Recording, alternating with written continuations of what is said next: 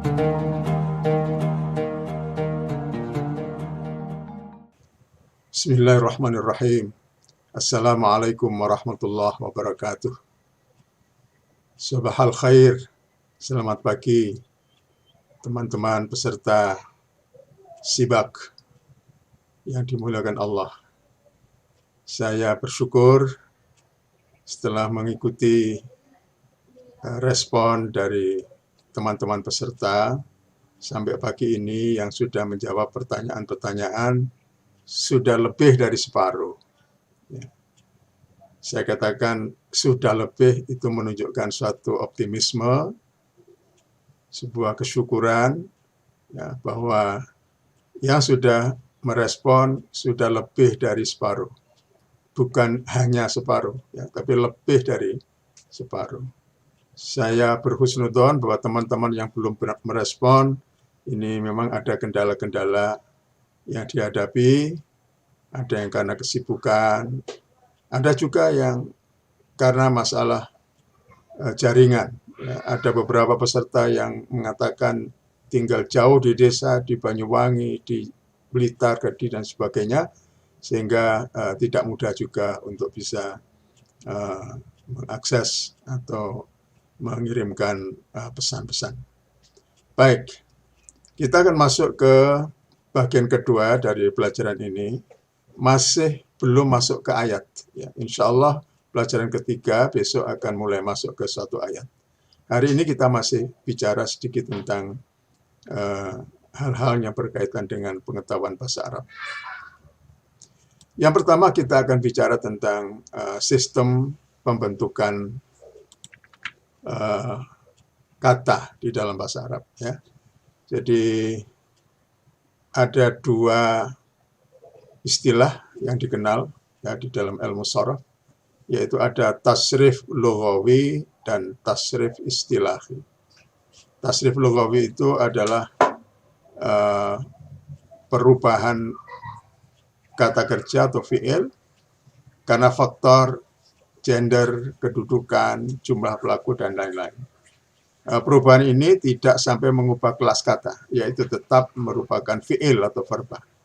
Nah, ini kita kenal dengan istilah konjugasi. Sebagai contoh di sini ya, ditampilkan kata dhahaba, ya, ini adalah fi'il madhi untuk orang ketiga laki-laki. Kemudian dhahabat, nah, ini untuk orang ketiga perempuan. Qara'a, qara'at. Fataha, fatahat. Roja'a, roja'at. Ya, ini perubahan fi'il ya, karena faktor gender. Yang kedua adalah perubahan fi'il karena faktor kedudukan dari si pembicara, apakah yaitu berkaitan dengan orang pertama, orang kedua, orang ketiga. Ya, jadi kalau dhahaba itu orang ketiga laki-laki, dhahabat orang ketiga perempuan, dhahabtu itu orang pertama, ya, baik laki maupun perempuan. Qara'a juga begitu, selanjutnya qara'at, qara'tu. Dhahaba, dhahabna. Nah, ini berarti untuk orang pertama tapi jamak. Ya. Dhahabu orang ketiga jamak. Fataha, fataha, fatahu. Ya. Jadi ini baru pengetahuan yang sifatnya umum.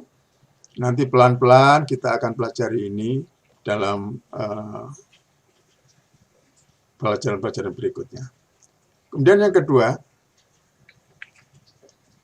adalah tasrif istilahi atau yang dikenal dengan istilah derivasi. Ya. Ini adalah pengubahan kelas kata dari satu bentuk kepada bentuk yang lain, yang melahirkan berbagai makna. Ya. Jadi dari kata kerja menjadi kata benda, dari kata sifat menjadi kata benda, dan seterusnya. Di sini ada beberapa contoh. Pada kolom pertama ini kita lihat kataba, menulis, yaktubu, ini kataba berarti fi'il madhi, yaktubu fi'il mudhari', ya,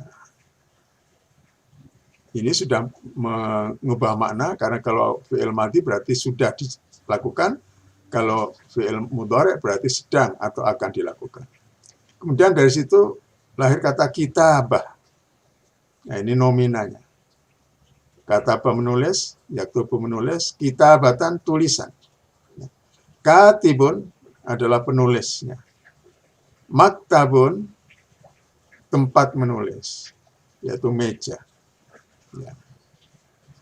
Alima mengetahui, ya'lamu, ya, fi'il madhi ya'lamu mudhari', ilmun ilmu, alimun orang yang berilmu, mu'allimun orang yang mengajarkan ilmu atau guru.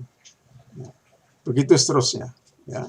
Dakhala yadkhulu dukhulun, ya. Dakhilun berarti orang yang masuk atau berarti bagian dalam dari sesuatu. Madkhalun tempat masuk atau pintu masuk. Zahaba, ya, pergi, yadhabu pergi, dhihab bepergian, zahibun orang yang pergi, madhabun, nah, ini menunjukkan tempat, tapi perkembangan bahasa madhab ini kita sudah tahu artinya sekarang tidak sekedar tempat, ya, tapi madhab adalah aliran.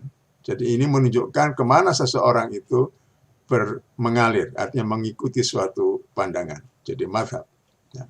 Darsun, darosa, yadrusu, belajar. Darsun, pelajaran. Mudarrisun, yang mengajar, guru. Madrasatun, tempat mengajar, tempat belajar, yaitu sekolahan. Nah, ini contoh-contoh dari tasrif istilah. Nanti tolong dibaca dan dicermati lagi ini perubahan-perubahan kata yang mengikuti proses derivasi atau tasrif istilahi. Ya. Kita lanjutkan pada slide yang berikutnya, ya, tabel ke-6 ini. Macam-macam fi'il, ya, macam-macam fi'il. Fi'il dibedakan antara madhi, mudhari' dan amar.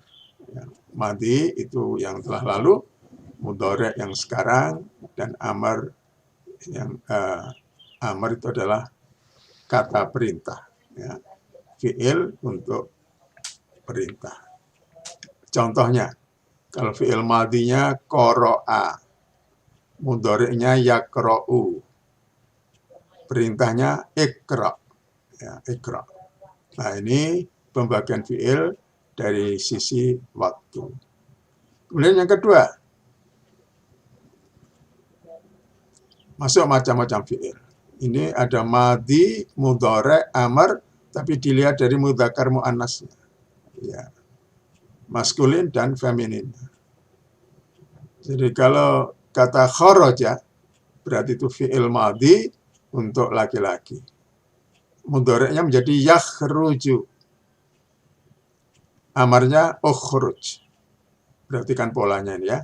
Kharaja yakhruju berarti tanda fi'il mudhari' itu salah satunya yang paling penting adalah penambahan huruf ya. Satu huruf di belakangnya, ya. Ya, huruf ya. Sedangkan fi'il amar, ini pola yang kita lihat di sini adalah penambahan dengan huruf alif di depannya.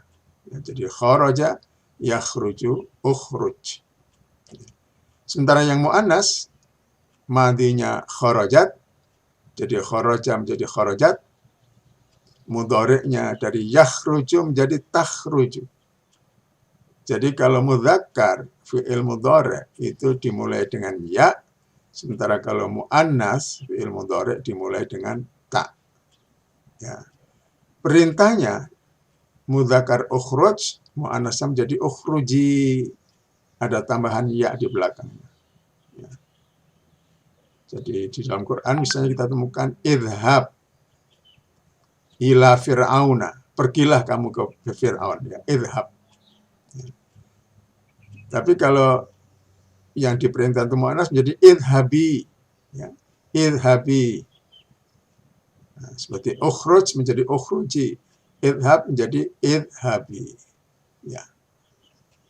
Oke, waktu kita singkat, jadi saya akan teruskan pada slide berikutnya. Ini macam-macam isim. Ya, tadi macam-macam fi'il, ini macam-macam isim. Jadi isim itu bisa dibedakan dari segi jenisnya, dari segi bilangannya, dari segi takrifnya. Kita mulai dari jenis. Jenis mudzakkar muannas, ya, jenis laki-laki dan perempuan. Kita lihat yang laki-laki. Ini Ali, perempuannya Fatimah. Ya, ini nama, ya, nama. Umumnya sudah diketahui ini nama orang laki-laki atau nama perempuan, ini masalah budaya. Ya. Nama orang laki-laki di Indonesia bisa saja di negeri Arab menjadi nama perempuan. Ya, jadi ini sekali lagi masalah budaya. Ya. Kemudian rojulun mar'atun. Rojulun seorang laki-laki, mar'atun seorang perempuan. Ya. Mu'minun laki-laki, mu'minatun perempuan. Maktabun. Nah, ini bukan laki-laki, tapi ini mudzakkar. Ya. Jadi kata maktabun itu disebut mudzakkar. Artinya meja, katakanlah di sini. Salah satu maknanya yang terkenal, maktab itu meja. Terus ada maktabatun. Bukan berarti maktabun ini meja laki-laki, maktabatun meja perempuan. Seperti mukmin ini orang beriman laki-laki, mukminatun beriman perempuan. Tapi maktab dan maktabah beda. Ya, maktab itu meja. Nah, terus sekarang dipakai untuk kata kantor. Maktabatun itu artinya perpustakaan atau toko buku. Ya. Jadi tidak selalu menunjukkan jenis kelamin. Ya. Tapi ini adalah jenis kata. Apakah dia mudzakkar atau muannas. Memang salah satu tanda dari muannas itu kalau ada tak marfutohnya, tapi tidak selalu. Ya. Syajarun, syajarotun. Nah, ini juga tidak menunjukkan syajar itu pohon laki-laki, syajar itu pohon perempuan. Syajar itu nama jenis, ya, syajar, pohon apa saja. Kalau syajarotun itu sudah menunjukkan satu pohon, jenis pohon tertentu. Ya. Dikun, ini adalah ayam jago. Kalau ayam betinanya bukan dikatun, tapi dajajatun. Nah, ini di sini kita harus cermat, ya. Kemudian bilangan. Bilangan itu dari mufrad, musanna, jamak. Ya. Mufrad tunggal, musanna itu dual, dua orang, jamak itu menunjukkan 3 ke atas. Nah, ini nanti akan ada kita pelajari kaidah-kaidah tentang jamak ini yang lebih banyak kita harus menghafalkannya. Misalnya kitabun, kitabani, kutubun, darsun, darsani, durusun, ilmun, ilmani, ulumun, dan seterusnya. Oke, silakan nanti dibaca. Yang ketiga, kata dalam bahasa Arab itu atau isim dalam bahasa Arab itu ada yang disebut dengan nakirah dan ada yang ma'rifah. Ya. Jadi kalau nakirah itu belum diketahui, kalau ma'rifah sudah diketahui. Mungkin bahasa Arabnya kalau nakirah itu indefinite, kalau ma'rifah itu sudah definite. Ya. Kitabun, al-kitabu. Tandanya kalau masih nakirah itu dengan tanwin. Kitabun, kitaban, kitabin, itu berarti nakirah, ya, atau indefinite. Tapi kalau sudah definite, sudah tertentu, maka ditambah al. Al-kitabu. Kalau sudah ditambah al, tidak boleh ada tanwin di sini. Jadi al, tambahan al, ya, tidak bisa digabungkan dengan tanwin. Ya. Darsun, ad-darsu. Ilmun, al-ilmu. Begitu seterusnya. Ya. Mudah-mudahan ini jelas. Kita lanjutkan. Ini slide yang terakhir saya kira. Kita mulai masuk ke kalimat. Yang dalam bahasa Arabnya adalah jumlah. Ya.